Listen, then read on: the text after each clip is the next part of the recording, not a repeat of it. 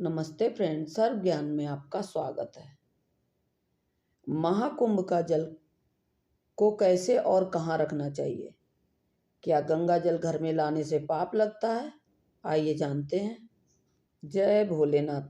सभी भक्तों को अक्सर लोग गंगा नदी में स्नान करके अपने पाप धोने जाते हैं और घर लौटते समय गंगा जल भी ले आते हैं। ऐसे में क्या गंगा जल लाने से घर में पाप भी आ जाता है?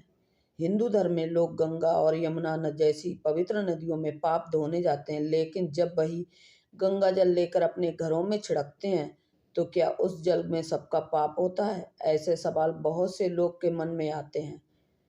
वृंदावन के प्रसिद्ध संत प्रेमानंद जी ने महाराज ने लाखों फॉलोअर्स और महाराज अक्सर प्रवचन के दौरान भक्तों की शंकाओं का समाधान करते हैं।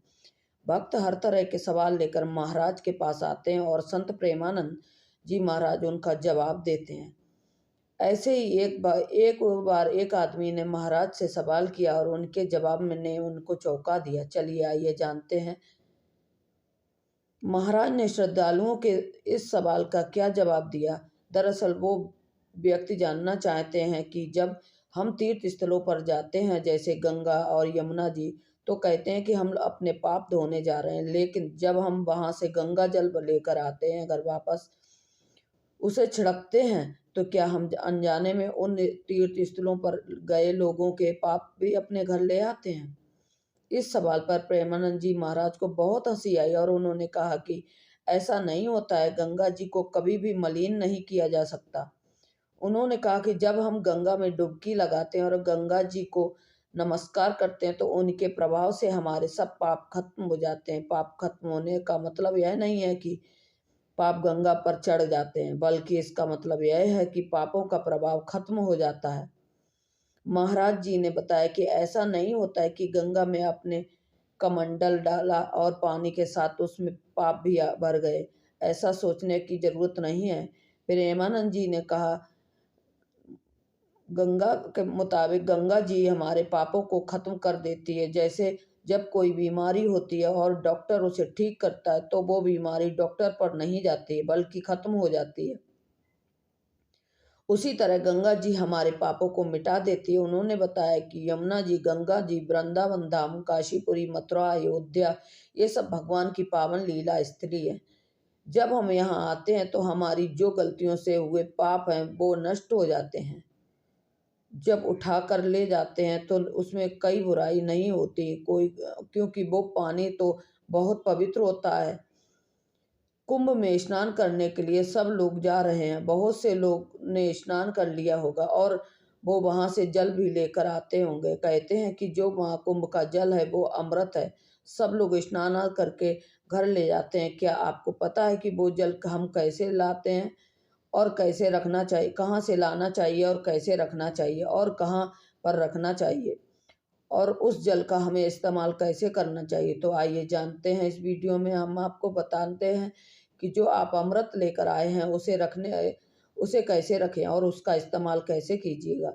तो चलिए अपने वीडियो को शुरू करते हैं। और हाँ, अगर आपने अभी तक मेरे चैनल को सब्सक्राइब नहीं किया है तो कर लें और ज़्यादा से ज़्यादा शेयर करें और लाइक अवश्य करें। तो चलिए जानते हैं। सबसे पहले जो लोग महाकुंभ में स्नान करने जाते हैं, अमृत स्नान करने जाते हैं, वो बहुत ही शुभ होता है। जब हम स्नान करते हैं तो वहां से जल लाते हैं। कहते हैं कि जो भी महाकुंभ संगम का जल लाते हैं वो अमृत जल है, गंगा जल है के जैसे भी पवित्र है। ये भी कह सकते हैं कि वो भी अमृत जल ही है। 12 साल में ही अमृत मिलता है, इसलिए इस जल को हमें बहुत सावधानी से रखना चाहिए और शास्त्रों में इसे रखने के लिए कुछ नियम बताए गए हैं।